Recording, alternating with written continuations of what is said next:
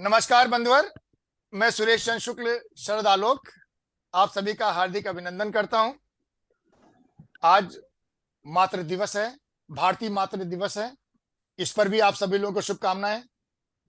और जो हमारे आदरणीय हरिराम वाजपेयी जी, जैसे उन्होंने पूरे जीवन भर संघर्ष किया होगा, जब कार्यक्रम समाप्ति भी हो जाती है उसके बाद भी हम लोग का कार्यक्रम दोबारा शुरू हो रहा है और इसमें सभी लोगों का योगदान है। इसमें आदरणीय हरिराम वाजपेयी जी को देख करके हमने पहले ही कह दिया कि हमने दोबारा कथा पाठ करूंगा। और अमित कुमार गुप्ता जी एक बहुत ही उत्साही व्यक्ति हैं। जब ये शोधार्थी थे तब से मैं इनके संपर्क में हूं। अनेक पुस्तकें आई हैं, रिकॉर्ड, पूरी रिकॉर्ड की तरह से पुस्तकें इनकी आई।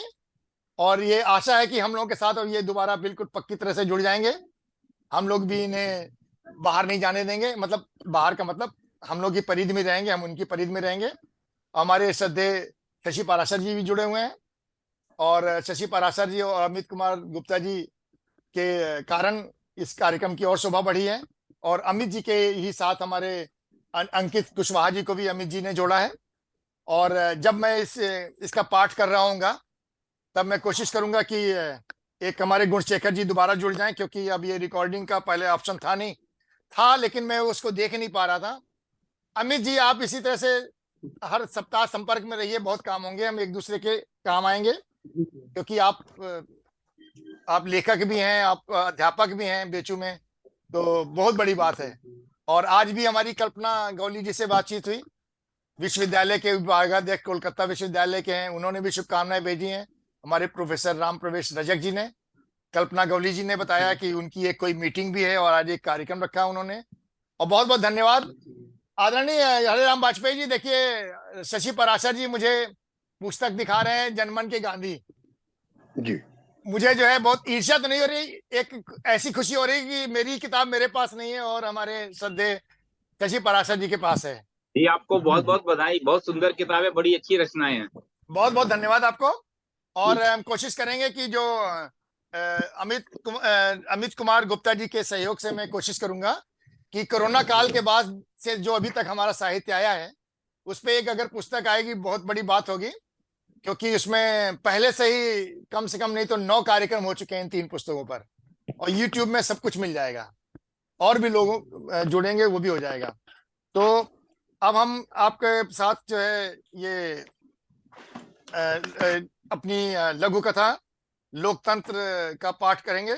तो ये हम लोग कार्यक्रम हर सप्ताह करीब करीब करते हैं, कोई दिन निश्चित नहीं है, लेकिन फिर भी हम लोग ये कार्यक्रम करते हैं। और इस कार्यक्रम के साथ जुड़ करके हमने ये देखा है कि बहुत से लोग जुड़े। और हम लोगों ने एक और काम किया कि इसको जो है बिल्कुल सुपर डेमोक्रेटिक तरीके से चलाया। फेसबुक में इसका लिंक भेजा, दूसरी जगह लिंक भेजा, और इस बार हमने लोगों को शायद 1 या 2 लोगों को फोन किया, गुणशेखर जी, पराशर जी, और बाकी किसी को फोन भी नहीं किया, फिर भी लोग आए। और लेकिन सूचनाएं, जो लोग नहीं आए उन लोगों ने सूचनाएं भेजी। तो और दूसरा हम लोगों ने एक और काम शुरू किया है कि गुणशेखर जी चूंकि एक भाखा नाम की पत्रिका निकालते हैं, तो वो चाहते थे कि अवधी भाषा में एक व्याख्यान माला हो। तो मैं विदेश में रह करके आदरणीय हरिराम वाजपेयी जी, मैं उनका सहयोग कर रहा हूं कि कम से कम अवधी भाषा का प्रचार प्रसार यूट्यूब के माध्यम से कैसे हो, तो उसमें मैं सहयोगी बन रहा हूं। और उनका पहला कार्यक्रम 18 तारीख को करूंगा। तो अब मैं अपनी कथा का पाठ करने जा रहा हूं। और स्वागत है जी। जी। लोकतंत्र। कल चुनाव है बहू, आज ही मेरी दवाई मंगवा दो। कल बहुत भीड़ होगी, मई की दोपहरी है, तुम अकेले दवा लेने क्यों जा रही हो? बेटा रामू कहाँ है, उससे कहो वह जाए दवा लेने। वह हट्टा कट्टा है, फिर आदमी भी है। मेरी बूढ़ी सास ने हांफते हुए मेरी बूढ़ी सास हांफते हुए बोली। मैंने अपनी सास से कहा, अम्मा कल कुछ दूसरी पार्टी वाले बैनर बिल्ला लेकर आए थे और उनसे कहा कि वह चुनाव तक यहां से दूर चले जाएं, और वह कल रात ही चले गए। पर अम्मा चिंता नहीं करो, वह कल मतदाता केंद्र पर जरूर आएंगे। रही बात दवा की, तो अम्मा 2 बार जाने से अच्छा कल जब वोट देने जाएंगे तब दवा भी ले लेंगे। दूसरे दिन मतदाता केंद्र से पहले भंडारा लगा था। एक बूढ़ी ऊंची आवाज में कह रही थी, मैं भंडारा के लिए अंदर गई तो खाना खत्म हो गया था। जब बाहर आई तो मेरी चप्पल गायब थी। मैंने उस बूढ़ी को अपनी चप्पल उतार कर देते हुए कहा, आंटी, मैं नंगे पांव चल लूंगी, चप्पल तो फिर आ जाएगी, पर लोकतंत्र नहीं बचा तो आजादी भी छिन जाएगी। क्या बात, वाह। बहुत बहुत धन्यवाद। और मैं सबसे पहले आमंत्रित करता हूं शशि पाराशर जी को टिप्पणी के लिए, उसके बाद अमित कुमार गुप्ता जी को, उसके बाद आदरणीय हरे राम वाजपेयी जी को। और उसी के बीच में मैं कोशिश कर रहा हूं, अंकित कुशवाहा जी हाथ हिला रहे हैं और उन्होंने भी इस कथा को पसंद किया है। धन्यवाद। तो सबसे पहले शशि पाराशर जी अपना माइक खोल लीजिए, जो भी कुछ 4 पंक्तियां कहना चाहें। जी, आपका बहुत बहुत धन्यवाद।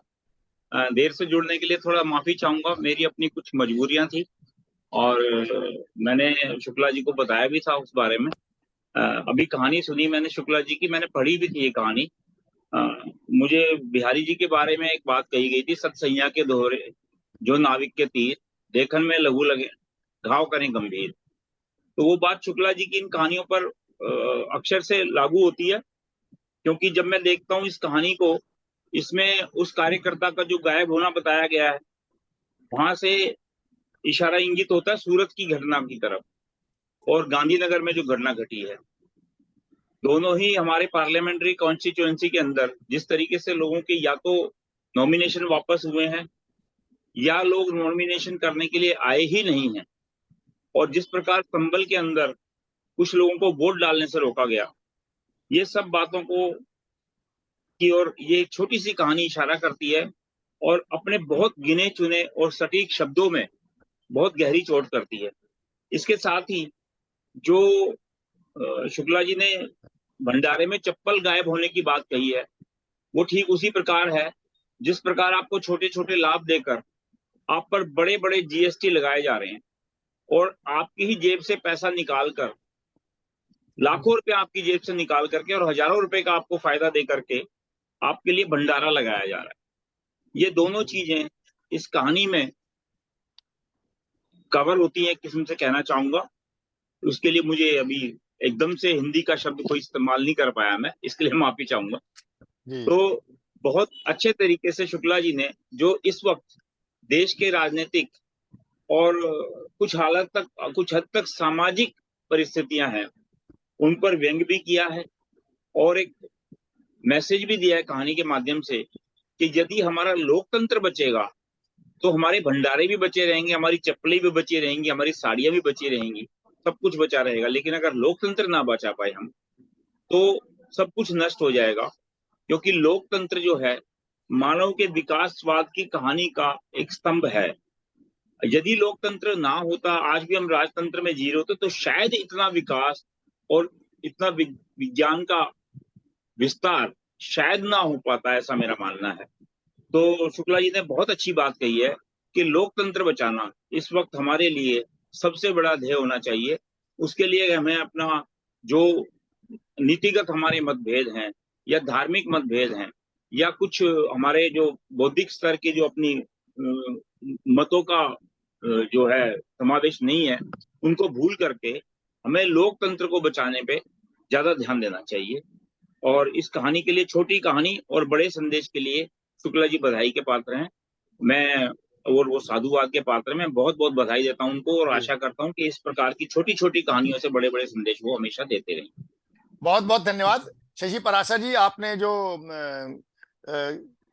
कथा पे टिप्पणी की, उसके अतिरिक्त जो आपका सहयोग है वो सर आंखों पे और बहुत ही बड़ा सहयोग है। देखिए, आपने मुझे मेरी पुस्तक दिखाई जो मेरे पास नहीं पहुंची, और बहुत अच्छा हुआ अमित कुमार गुप्ता जी भी आज आए, तो आज से एक बिल्कुल नई धारा शुरू होगी साहित्य की सेवा की।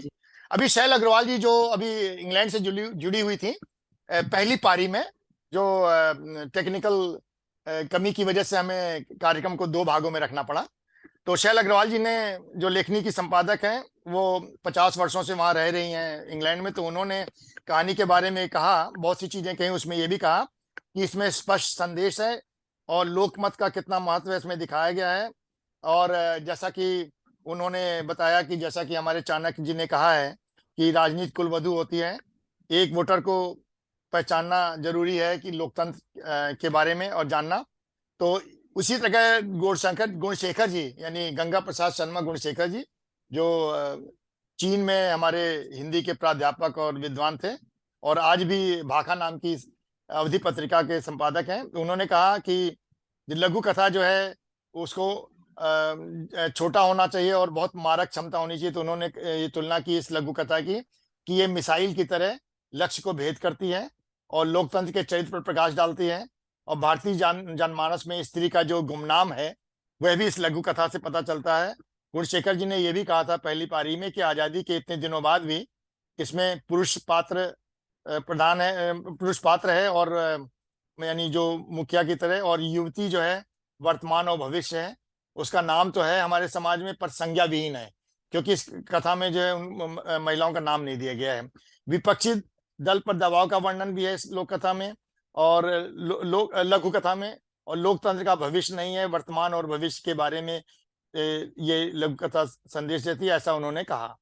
और इस सब बात के बाद अमित कुमार गुप्ता जी, आप कुछ कहना चाहेंगे या मैं सीधे आदरणीय डॉक्टर हरिराम वाजपेयी जी की तरफ जाऊं? जी जी जी, मैं कुछ बोलना चाहूंगा सर। हाँ, ये हमारे जो जी डॉक्टर अमित कुमार गुप्ता जी हैं, ये जब शोधार्थी थे मेरी मुलाकात हुई कुछ वर्ष पहले। और ये रामदेव धुरंधर जी जो मॉरिशस के सब श्रेष्ठ साहित्यकार हैं, कथाकार हैं, उन पर उन्होंने शोध भी किया है। और इन्होंने जब प्रवासी साहित्य की बात आएगी तो डॉक्टर अमित कुमार गुप्ता जी को नहीं बुलाया जा सकता। मॉरिशस के अलावा इन्होंने बहुत से और देशों के साहित्यकारों के बारे में भी लिखा है और आगे भी शोध और पुस्तकें प्रकाशित करने के बारे में सोच रहे हैं। आइए, आपका स्वागत है। और आज आप अध्यापन कर रहे हैं बेचू में, काशी हिंदी विश्वविद्यालय वाराणसी में। तो स्वागत है डॉक्टर अमित कुमार गुप्ता जी। सबसे पहले सर आप सभी को मेरा सादर प्रणाम और चरण स्पर्श। और आप जिस प्रकार आपने कहानी आपने पढ़ी है सर, मुझे बहुत बहुत अच्छा लगा। लेकिन थोड़ा मैं अपनी बात कुछ कवियों के माध्यम से जोड़कर बताना चाहूंगा। जैसे कि आप जो भी आप कहानी लिखते हैं या जो भी आप कविता लिखते हैं, तो उस कविता में कहानी में मतलब एक यथार्थ चित्र दिखाई पड़ता है। उसमें ये नहीं होता है कि कोई चीज दबा हो, चाहे कोई पात्र का वर्णन हो या किसी भी पात्र का वर्णन, लेकिन उस पात्र को हमेशा मतलब उठाने का प्रयास किया है कि किसी प्रकार का कोई ऐसा शोषण न हो, लेकिन हमेशा अपने शब्दों में एक पारदर्शिता लाते हैं। लेकिन उसी प्रकार क्या है, एक मुक्तिबोध एक बहुत बड़े लेखक है, तो उनके माध्यम से आपके व्यक्तित्व पर कुछ मैं एक कविता वाचन करना चाहूंगा। जी, कविता स्वागत। है कि ओ मेरे आदर्शवादी मन, ओ मेरे आदर्शवादी मन, ओ मेरे सिद्धांतवादी मन, अब तक क्या किया, जीवन क्या जिया, बताओ तो किस किसके लिए दौड़ गए, दौड़ा के हाय मुंह तोड़ गए, बहुत बहुत ज्यादा लिया, बहुत बहुत कम, मर गया देश, अरे जीवित रह गए तुम। तो ये प्रवासियों का जो जो जो दुख है, जो पीड़ा है, उस चीज को जो भारत से होकर जो विदेश में जो पलायन हुए, विदेश में जिस प्रकार रह करके हिंदी लेखन का कार्य कर रहे हैं, अपने आप में एक बहुत बड़ी पहल है, एक अद्भुत आयाम स्थापित कर रहे हैं। इसलिए प्रवासी लेखकों के बारे में एक कविता और रखना चाहूंगा। नहीं जानता हूँ किस पथ पे जा रहा हूँ। ये प्रवासी लेखक जब विदेश में जाने के बाद जब हिंदी लेखन का कार्य जब कर रहे हैं, तो उसमें एक पंक्ति है कि मैं नहीं जानता किस पथ पे जा रहा हूँ, लेकिन तुम तक पहुंचूंगा जरूर। ये दर्द है प्रवासियों का दर्द, जो हिंदी लेखन का कार्य हमेशा निरंतर कर रहे हैं। और इन्हीं शब्दों के साथ मैं अपने वाणी को विराम चाहूंगा। धन्यवाद। बहुत बहुत बहुत धन्यवाद। और अब मैं चाहता हूं कि आदरणीय डॉक्टर हरिराम वाजपेयी जी, और मेरा तो बहुत सौभाग्य है, और अगर औरों की तरह होता तो मैं हिम्मत छोड़ करके पहले ही सत्र में निकल जाता। मैंने दोबारा सर खोल करके बैठा अंकित कि कोई हमारे मित्र सर आए तो वो लोग भी जुड़े। अंकित अंकित कुशवाहा कुछ बोलना चाहेंगे सर, अपना हाँ, परिचय देना चाहेंगे आपके सामने, हरिराम अभी जुड़े वाजपेयी हैं। जी, हरिराम जी वाजपेयी जी की बात बोल रहे हैं। जी जी जी जी। जी हाँ, जी। आदरणीय डॉक्टर हरिराम वाजपेयी जी, उनके साथ मैं बहुत जुड़ा हूं और ऑफलाइन ऑनलाइन दोनों ही, और उनके कार्यों से बहुत प्रभावित हूं। इस आयु में भी वो जो हम लोगों को ऊर्जा पूर्वक सत्य के मार्ग पर चलने को कहते हैं और हमेशा ही प्रोत्साहित करते हैं कि हम विदेशों में जो भी हिंदी का प्रचार प्रसार कर रहे हैं उसके वो बहुत समर्थक हैं। उन्होंने अनेक पत्र पत्रिकाओं से भी बात करने को कहा था कि उनसे इनके यहाँ रचनाएं छपवाएं, उनसे सहयोग लें। अभी तक नहीं ले सका हूं और आज वायदा करता हूं मैं कोशिश करूंगा। सबसे पहले तो शुक्ली जी को बधाई। पटल पर जितने भी लोग आदरणीय हैं, मैं उन सबको प्रणाम करता हूं। हिंदी भाषा और अपनी साहित्य और संस्कृति के उपासक, ये माँ की उपासना है। और आज जो कहने के लिए कहा जा रहा है कि आज माँ का दिन है, मातृ दिवस है, माँ के बिना तो कोई दिन होता ही नहीं है। एक दिन की क्या बात करें, बिना माँ के कौन सा दिन है। उसको तो पहले ही धरती माँ से सुबह उठते ही उसको प्रणाम करके ही अपने जीवन की शुरुआत करते हैं, संस्कार की शुरुआत करते हैं और वहीं से जीवंत करते हैं। मुझे आपके इस कार्यक्रम में जुड़ करके जब मैंने देखा कि शुक्ल जी का कार्यक्रम है, तो चूंकि मैं इंदौर से बाहर गया हुआ था आज खरगोन तक, वहां से लौटा और मैं जुड़ गया। और मेरा सौभाग्य कि आपने मुझे अवसर दिया। सबसे बड़ी बात यह है कि शुक्ल जी, मैं जब आपको देखता हूँ, तिरंगे के साथ देखता हूँ ना, तो कभी कभी मैं इतनी दूर रह करके भी खड़ा हो जाता हूँ आपके सम्मान में। वो व्यक्ति जो भारत की धरती से इतनी दूर है, यहाँ आते तो भारत में हो जाते हैं, चाहे वो बनारस में, वाराणसी में घूम रहे हो, चाहे प्रयाग में घूम रहे हो, या किसी विश्वविद्यालय में, लखनऊ में जब आप आते हैं तो लगता ही नहीं कि आप कहाँ पर हैं। और इतनी दूर बैठ के तिरंगे के साथ जब बात करते हैं, मन इतना गदगद हो जाता है कि आपको प्रणाम करने की, आपको सलाम करने की इच्छा होती है, और वो मैं करता भी हूँ। आपकी भाषा जिस तरीके से शुद्ध बोलते हैं, मुझे आश्चर्य होता है कि वहां पर रह करके भी इतनी शुद्ध हिंदी और इतनी लय के साथ में, लघु कथा है तो उसी हिसाब से पढ़े, कविता तो उसी हिसाब से पढ़े, लोग यहाँ नहीं कर पाते हैं, इसलिए आप प्रणम्य हैं। अभी जो आपने लघु कथा पढ़ी, उनमें दो बातें मैं ये कहना चाहूंगा। एक तो अम्मा शब्द का प्रयोग आपने किया। अम्मा शब्द का प्रयोग अवध में ही ज्यादातर किया जाता है, वहां पर माँ को अम्मा ही कहा जाता है। दूसरी थी बूढ़ी शब्द का प्रयोग बिना किसी संकोच के किया, वो भी कहा जाता है। पूरी तरह से अवधी भाषा का आपकी इस लघु कथा में मुझे प्रभाव दिखाई दिया। इतनी दूर बैठ करके भारत में चुनाव हो रहे हैं, कल इंदौर में होना है, आज तैयारी हो रही, कल इंदौर में होना है, पूरे इंदौर, खंडवा, खरगोन, पूरे क्षेत्र में ये भंडारा। और क्या स्थितियां हैं, मुझे आश्चर्य ये होता है कि हजारों किलोमीटर दूर बैठ करके भारत के चुनाव की जो वास्तविक स्थिति है, वो आप वहां से कैसे देख रहे हैं, उसका कैसे वर्णन कर रहे हैं। हो सकता है कि यहाँ का व्यक्ति कुछ छिपा भी जाए, नहीं भी कहना चाहे, लेकिन अपनी कहानी के माध्यम से वास्तविकता जो है, समकालीन स्थिति जो है, उस चुनाव के ऊपर जो चोट आपने की है, व्यवस्था पर जो चोट आपने की है, इस गणतंत्र के ऊपर किस प्रकार से पीछे से जो प्रहार हो रहे हैं, इसको बचाने के लिए क्या करना चाहिए, एक छोटी सी लोककथा के माध्यम से आपने जिस तरीके से बात कही है, मुझे मानना पड़ेगा, मैं आपको प्रणाम करता हूं कि किस तरीके से बात उठाई। हो सकता है कि हम नहीं कर पा रहे हैं वो चीज आप बता रहे हैं। आज भारत में क्या हो गया है, लोकतंत्र की रक्षा के लिए कहा जाता है, भंडारे किए जाते हैं, कपड़े बांटे जाते हैं, नगद पैसे दिए जाते हैं। अभी जैसा कि हमारे एक वक्ता कह रहे थे, किसी को वोट मतदान नहीं करने दिया गया। इंदौर में ही जिस व्यक्ति ने अपना नामांकन वापस लिया है, उसके विरोध में ये कहा जा रहा पार्टी द्वारा कि नोटा नोटा नोटा। ये क्या हो रहा है? अरे भाई, देश को अगर बचाना है, लोकतंत्र को बचाना है, तो आप नोटा क्यों जा रहे हैं? आप चुनिए ना, आप अपनी ताकत बताइए ना इस लोकतंत्र को बचाने के लिए। नकारात्मक विचारों से देश का लोकतंत्र नहीं बचेगा। फिर भी मैं शुक्ल जी ये कहना चाहता हूं, जो मेरा अनुभव, क्योंकि जितने पटल पर लोग हैं, मैं विनम्रता के साथ कहना चाहता हूं, उनमें सबसे ज्यादा उम्र का मैं ही व्यक्ति हूं। जो लोग सुन रहे हो बता दूं शुक्ल जी, क्योंकि मैं 82 वर्ष का हो चुका हूं, अपने जीवन में 42 में पैदा हुआ, 82 वर्ष का हो चुका हूं। जितने चुनाव देख लिए हैं, चुनाव में हमारी ड्यूटी भी रही है, काम भी किया है, ये सारी बातों का अनुभव है। लोग कितनी भी ताकत क्यों न लगा दें, लेकिन हमारे लोकतंत्र को कोई भी खतरा नहीं है, क्योंकि भारत की मिट्टी, भारत माँ की आन बान शान, और ये तिरंगा इतना सशक्त हो चुका है कि दुनिया की कोई भी ताकत हमारे लोकतंत्र के ऊपर किसी प्रकार से इसको नुकसान पहुंचाने की ताकत नहीं रखते। हम इतने मजबूत हो चुके, हम लड़ेंगे भिड़ेंगे, एक दूसरे को गालियां देंगे, सारे प्रत्याशी एक दूसरे की निगाह में खराब हैं, फिर भी इन्हीं में से चुन करके अपने देश को आगे ले जा रहे हैं। समसामयिक आपकी इस कहानी को सुन करके मुझे बहुत आनंद हुआ, और मैं आपको धन्यवाद देता हूं कि आपने मुझे चलते चलते भी, जैसे कहा गीत है ना, वो चलते चलते मेरे ये गीत याद रखना, उसी तरीके से मुझे लगा कि आपने चलते चलते में मुझे जोड़ा। और पटल पर सभी लोगों को मैं प्रणाम करते हुए आपको बहुत बहुत शुभकामनाएं देता हूँ। बहुत बहुत धन्यवाद। बहुत बहुत धन्यवाद। वाजपेयी जी, अभी थोड़ा सा ये क्या नाम है, ये अपना जो वीडियो है वो खोले रखिएगा। मैं सभी जी से जी जी। निवेदन करूंगा एक बार वीडियो सब लोग खोल लें। और अब मैं आदरणीय डॉक्टर हरिराम वाजपेयी जी के वक्तव्य के बाद, उनके शुभ आशीर्वाद के बाद और शुभकामना के बाद, अब मैं अंकित कुशवाहा जी को बुलाता हूं कि वो आए मंच पर। और कृपया अमित जी, आप 1 ही मिनट के लिए खोल लीजिए अपना वीडियो, और अंकित कुशवाहा जी आप भी खोल लीजिए, तो ताकि मैं एक चित्र ले सकूं। स्वागत है आपका। और अब आपको लघु कथा के बारे एक में हमारे अपने विचार व्यक्त एक करने हमारे की मित्र सर अभी दावत देता जुड़ रहे हूं। हैं सर। जी जी। सबसे निवेदन कर पहले रहा था सर, शुक्ल जी, एक मैं ये निवेदन कर रहा था कि आप अपने आज के कार्यक्रम की एक संक्षिप्त रिपोर्ट और फोटो जी जो भी है जी वो जरूर मुझे भिजवा दीजिएगा, जी। जिससे कि मैं यहाँ के समाचार पत्रों में बस बस निकाल बस, सकूँ। ये मेरा निवेदन है। मैं आज ही भिजवाता हूँ आपको, आज ही जी जी भिजवाता हूँ। जी जी। जी शुक्ला जी, एक छोटा सा निवेदन था मेरा। जी, स्वागत है।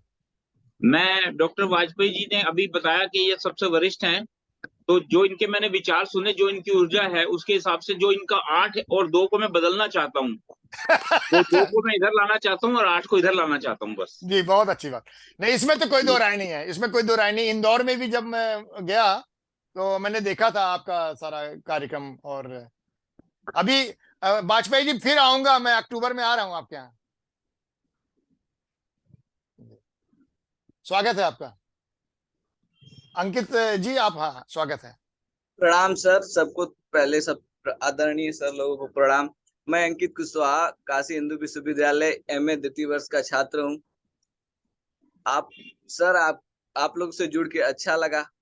मेरी रुचि दिन पर दिन प्रवासी हिंदी साहित्य में बढ़ती जा रही है, क्योंकि आप लोग कैसे, अभी सर ने जैसे कहा, हरिराम वाजपेयी सर ने जैसे कहा कि आप जब प्रवासी होकर भी जब भारत आते हैं तो तिरंगा आपके हाथ में होता है। तो वही चीज है कि वो मुझे आकर्षित करती है, चीज अच्छा लगता है मुझे। और आपने जो आज भारत के लोकतंत्र की भी बात की, अच्छा लगा मुझे, क्योंकि आज भारतीय लोग ही लोकतंत्र को इस तरह से तोड़ रहे हैं, ऐसे कर रहे हैं कि क्या कहा जाए। हमारे नेता लोग ऐसे हो गए हैं। तो उस पे आपने जो ये लिखा है मुझे पसंद आया। और मैं ज्यादा तो नहीं जानता हूँ इन सब चीजों के बारे में, पर जितना आपने बताया मुझे बहुत अच्छा लगा। और वाजपेयी सर का वक्तव्य भी मुझे शानदार लगा। धन्यवाद सर। अंकित जी, बहुत बहुत धन्यवाद आपको। और अंकित जी, आप शोध के लिए आगे बढ़िए। और अमित कुमार गुप्ता जी जी आपके सर। साथ हैं, आपके अपने विचार आपके साथ हैं। और जी शोधार्थी बनिए। और कहीं मेरे अगर साहित्य में शोध करना चाहें तो भी, जो मुझसे मदद किताबों की और दूसरी चीजों की होगी, तो उसमें हम कर सकते हैं। और आपको, जी बिल्कुल सर। जी, आपको वाराणसी में ही काफी लोग मिल जाएंगे मदद करने वाले, अगर मेरे साहित्य पे शोध होता है। खैर, ये एक अलग बात जी है। लेकिन फिर भी आपके विचार बहुत अच्छे हैं, और आपको जी कहानी पसंद आई उसके लिए भी बहुत बहुत धन्यवाद। सभी लोगों को पुनः धन्यवाद, जो लोग ये जुड़े और जिन लोगों ने शुभकामनाएं दी। जैसे कि हम लोगों को कोलकाता से शुभकामनाएं दी वहाँ के विभागाध्यक्ष प्रोफेसर राम प्रवेश रजक जी ने। हम लोगों को शुभकामना दी बड़ौदा से प्रोफेसर कल्पना गवली जी ने। हम लोगों को शुभकामना भेजी हैं, अनेक लोगों ने हमें शुभकामना भेजी हैं। और 3 लोग जो आज भी सम्मिलित हो सकते थे कार्यक्रम में, हमेशा होते रहे हैं, वो जिनमें कि दो जो है प्राध्यापक हैं डिग्री कॉलेजेस में। एक तो है हमारे इलाहाबाद में, और एक है रायबरेली में और दिल्ली में। तो ये लोग नहीं जुड़ सके क्योंकि उनको, उनसे जो है कार्य का निर्देशन लिया जा रहा है चुनाव के संबंध में। बेशक देर से चुनाव है। आज भी बुलाया गया बहुत से अध्यापकों को, शशि जी वहाँ दिल्ली में भी। और कल जो है कई का उन लोगों की बड़े बड़े कॉन्फ्रेंसेस हैं, उसकी भी तैयारी वो लोग कर रहे हैं। बहुत बहुत धन्यवाद, सभी का आभार।